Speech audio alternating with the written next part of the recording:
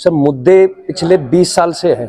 मैं नए मुद्दे गिनवाने लग जाऊंगा तो शायद 1 घंटा लग जाएगा, लेकिन मैं वो मुद्दे गिनवाता हूँ जो एक आम आदमी को चाहिए। 75 साल हो गए हमें आजाद हुए, लेकिन आज ही हमारे पास मूलभूत समस्याओं के प्रति जूझे पड़े। सर चुनौतियां उनके लिए है, मेरे लिए नहीं है। वोटर को उनको जवाब देना है कि उन्होंने पिछले 20 साल में करा क्या। उनके लिए चुनौतियां हैं कि जब जिन गलियों में वो निकलेंगे वहाँ पानी भरा हुआ है, वहाँ पे छींट लगने वाली है उनके पैरों। चुनौतियां उनके लिए है कि जिस रोड पे उनकी गाड़ियां निकलेंगी वहाँ गाड़ियां कम है, खड्डे ज्यादा है। सुनने में आया कि मैंने उनके जो गोद लिए हुए गाँव है उनके अंदर लोगों ने आवाज उठाई है कि हमारे गाँव के अंदर पानी की समस्या, रोड की समस्या। नमस्कार, आप देख रहे हैं दैनिक साथी हरियाणा। मैं हूं आपके साथ आपका साथी अमित विश्वकर्मा। जननायक जनता पार्टी ने गुरुग्राम लोकसभा सीट से सिंगर राहुल यादव उर्फ फाजिलपुरिया को अपना प्रत्याशी बनाया है। फाजिलपुरिया शुक्रवार को रेवाड़ी पहुंचे और अपने चुनाव प्रचार अभियान का शुभारंभ किया। इतना ही नहीं, गुरुग्राम से भाजपा प्रत्याशी राव इंद्रजीत सिंह पर भी हमलावर नजर आए और यहाँ तक कह दिया कि जो व्यक्ति अपने गोद लिए गांव का विकास नहीं करा सकता वह पूरे गुरुग्राम लोकसभा का विकास कैसे करा पाएगा, यह भी बड़ा सवाल है। बता दें कि सिंगर राहुल फाजिलपुरिया युवाओं के बीच बेहद लोकप्रिय है। ऐसे में क्या उनमें वो करिश्मा है कि राव इंद्रजीत सिंह को हरा पाएंगे, यह भी आने वाले समय में देखना होगा, क्योंकि चुनौती बड़ी है। ऐसे में अब बात करते हैं 2019 लोकसभा में आखिर जेजेपी को कितने वोट मिले थे। वहीं भाजपा व कांग्रेस के मुकाबले जेजेपी का आखिर इनटेक कितना है। बता दें कि बीते लोकसभा चुनाव में जेजेपी उम्मीदवार डॉक्टर महमूद खान को 8993 वोट से ही संतोष करना पड़ा था और वह इनेलो व बसपा उम्मीदवार से भी पिछड़कर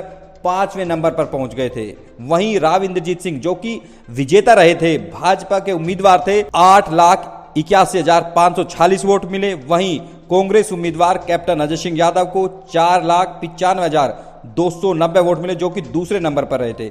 वहीं तीसरे नंबर पर बीएसपी प्रत्याशी रईस अहमद, जिनको 26,756 वोट मिले। वहीं जो इनेलो के उम्मीदवार थे वीरेंद्र राणा, उनको 9,911 वोट पर ही संतोष करना पड़ा था। बात करते हैं जेजेपी की। जेजेपी उम्मीदवार डॉक्टर महमूद खान को 8993 वोट मिले थे, जो कि 5वें नंबर पर आए थे। ऐसे में समझ सकते हैं कि फाजिलपुरिया के सामने चुनौती कितनी बड़ी है। अब सिलसिलेवार विधानसभा में जेजेपी को कितने वोट मिले थे, इस पर भी चर्चा करेंगे, जो कि आंकड़ा भारत निर्वाचन आयोग की वेबसाइट पर उपलब्ध है। उसके मुताबिक पुनाना विधानसभा सीट की बात करें तो महज 91 वोट, फिरोजपुर झिरका से 244, नूह से 831, सोना विधानसभा सीट से 673, गुरुग्राम विधानसभा से 1254, बादशाहपुर से 2058, रेवाड़ी विधानसभा सीट से 666 वोट, बावल विधानसभा से 2138 वोट, वहीं पटौदी विधानसभा से 1011 वोट मिले थे। ऐसे में समझ सकते हैं कि जो सिलसिलेवार विधानसभा वाइज जो वोट का आंकड़ा है, आखिर कितना गैप है। जो विजेता प्रत्याशी थे केंद्रीय मंत्री राव इंद्रजीत सिंह व फाजिलपुरिया जिनको चुनाव लड़ना है, और सीधे मुकाबला केंद्रीय मंत्री राव इंद्रजीत सिंह से। सवाल भी यही था कि आखिर राव इंद्रजीत सिंह के सामने उनकी चुनौती क्या है। ऐसे में अब देखना होगा कि 25 मई को मतदान होना है। कहीं ना कहीं जेजेपी प्रत्याशी सिंगर राहुल यादव उर्फ फाजिलपुरिया के सामने जो चुनौती है उसको किस तरह से पाट पाएंगे, यह भी आने वाले समय में देखना होगा। हालांकि अभी तक कांग्रेस की ओर से अपना प्रत्याशी घोषित नहीं किया गया है, लेकिन उम्मीद है कि 1 या 2 दिन के अंदर कांग्रेस की ओर से भी अपना प्रत्याशी घोषित कर दिया जाएगा। ऐसे में सही तरीके से आकलन उसके बाद ही किया जा सकेगा, लेकिन इतना जरूर है कि जेजेपी प्रत्याशी को जीत दर्ज करने के लिए पसीना जरूर बहाना पड़ेगा। नमस्कार। रेवाड़ी में और जो मेरे बड़े बुजुर्गों ने आज रेवाड़ी की पूरी जनता ने मेरा स्वागत किया, मैं उसके लिए हाथ जोड़कर उनका बहुत बहुत धन्यवाद करता। मैं सर बॉलीवुड तक भी मैं संघर्ष करके ही पहुंचा। मेरे परिवार में किसी ने कभी बाइक भी नहीं पकड़ा था और मैंने एक छोटे से गांव से निकल के हॉलीवुड तक काम किया, बॉलीवुड से भी आगे गया। और मैं शुरू से उन हर समस्याओं से जूझता आया हूँ जो एक आम जनता का, एक आम व्यक्ति जूझता है। हर सामाजिक कार्य में मैं जुड़ा रहा हूँ, चाहे मैं बॉलीवुड में मैंने काम किया हो, चाहे हॉलीवुड में किया हो। हर उन सामाजिक चीज़ों से कनेक्ट रहा, हर उन समस्याओं का मैंने सामना किया। चाहे वो रेजिमेंट का मुद्दा रहा हो, उसमें भी हमने हवालात में रात काटी है, मुकदमे लगवाए हैं। किसान आंदोलन था, जब भी हमने आगे बढ़ के प्रोटेस्ट में 1 महीने तक मेहनत करी, गाने बनाए, तो वहाँ पे भी सरकार ने मुकदमे लगाने का काम किया। चाहे वो बच्चियों के साथ बलात्कार हुआ था यूपी में, जब भी हमने प्रधानमंत्री को 1000 चिट्ठियाँ लिख के एनकाउंटर की डिमांड करी थी। तो हर मुद्दे के साथ मैं कनेक्ट रहा हूँ। मैं राजनीति का मेरे को अनुभव नहीं, लेकिन मेरे को सामाजिक कार्यों का बहुत अच्छा अनुभव है, समस्याओं को सुलझाने का अनुभव है। मेरे विचार जो है, सोच जो है, वो एक ये नहीं है कि मैं राजनीति में, मेरे सोच और विचार ये है कि जो समस्याएं हैं इनसे कैसे कंपटीशन में जीता जाए। सब मुद्दे पिछले 20 साल से हैं। मैं नए मुद्दे गिनवाने लग जाऊंगा तो शायद 1 घंटा लग जाएगा, लेकिन मैं वो मुद्दे गिनवाता हूँ जो एक आम आदमी को चाहिए। 75 साल हो गए हमें आज़ाद हुए, लेकिन आज ही हमारे पास मूलभूत समस्याओं उसके प्रति जूझे पड़े। कोई भी हमारे पास फैसिलिटीज़ नहीं है, चाहे वो सरकारी स्कूल हो, चाहे वो सरकारी हॉस्पिटल हो, चाहे बस स्टैंड हो, रोड गलियाँ, गाँव के अंदर कूड़ों का ढेर लगा दिया गया। यूनिवर्सिटीज़ की बात करें तो हमारे पास यूनिवर्सिटीज़ नहीं है। अगर हमें अपने एडमिशन दिलाना हो बच्चों को तो डोनेशन देना पड़ता है, सिफारिशें लगानी पड़ती हैं। अगर घर में किसी को हार्ट अटैक आ जाए, कोई बड़ी बीमारी हो जाए कैंसर जैसी, तो अस्पतालों के अंदर फ़ोन करा के इमरजेंसी में एडमिट कराते, बिना सिफारिश के तो अस्पतालों में भी आज एंट्री नहीं है। तो क्या वो सरकारी हॉस्पिटल में और स्कूलों में नहीं थी वो चीज़ें? हम बात करें 10 साल पहले एक डिफेंस यूनिवर्सिटी की घोषणा हुई थी, आज तक उसके ऊपर कोई काम नहीं हुआ। एम्स हॉस्पिटल अभी चर्चा में दोबारा आ गया क्योंकि इलेक्शन आ गए थे, नहीं तो उसके ऊपर भी कोई काम नहीं हुआ, पार्किंग बना दिया। गुड़गांव के अंदर एक हॉस्पिटल है, उसको भी तोड़ के पार्किंग बनाने का काम कर।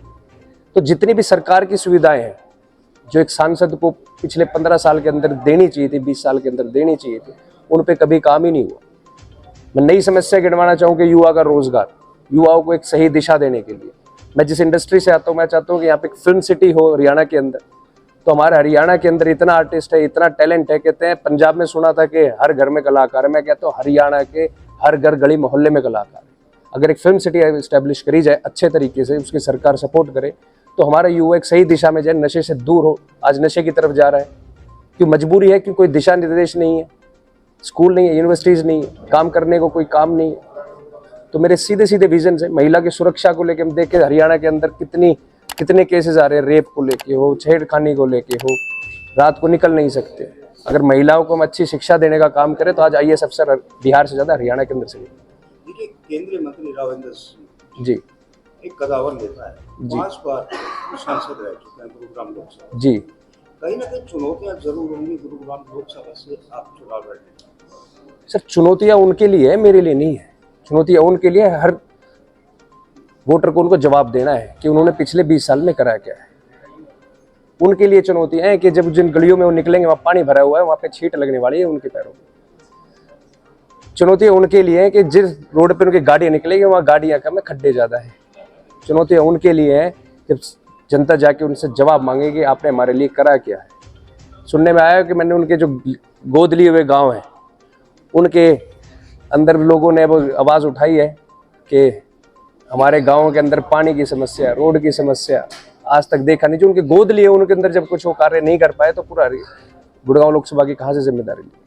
राजनीति के अंदर आपका बड़ा एक्सपीरियंस नहीं है, लेकिन समाज सेवा में है। जी। जिस तरीके की भाषा का प्रयोग राजनीति के अंदर आज किया जा रहा है, कितना सभ्य है? भाषा का प्रयोग देखो, सबका अपना बोलने का तरीका है।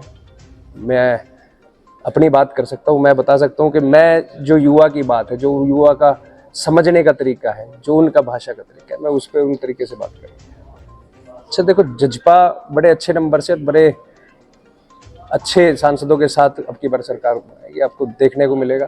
क्योंकि ये लड़ाई, मैं अपनी लोकसभा की बात करूं तो मैंने देखा कि कुछ झूठे अफवाहें चलाई जा रही है, मोदी लहर 400 पार, तो वो सब अफवाहें हैं। पिछली बार 375 चलाई थी, जब जाके कहाँ आंकड़े थे आपने देखे थे। तो ये सिर्फ हवाएं हैं। अब बिल्कुल स्तर पे आपने सर्वे किया होगा, हमने भी अब जब लोगों से मिल रहे हैं तो उनके पता लग रहा है।